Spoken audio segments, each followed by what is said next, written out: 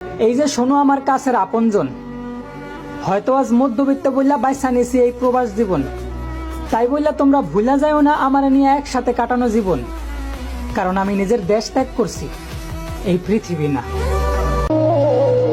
একজন মধ্যবিত্ত ছেলের তুমি জীবন নিয়ে খেললা, মিথ্যা মামলা দিয়া তুমি তারে জেলে ঢুকাইলা, অন্তরে তোমার বিষ আর মুখে আছে চাপা। তুমি যেই খেলা খেলছো এই খেলার জন্য তুমি কঠিন শাস্তি পাবা। টাকা পয়সা মুচি মেথর চামারেও কামাইতে পারে, সম্মান ভালোবাসা পাইতে গেলে সুশিক্ষা আর সুন্দর ব্যবহার লাগে।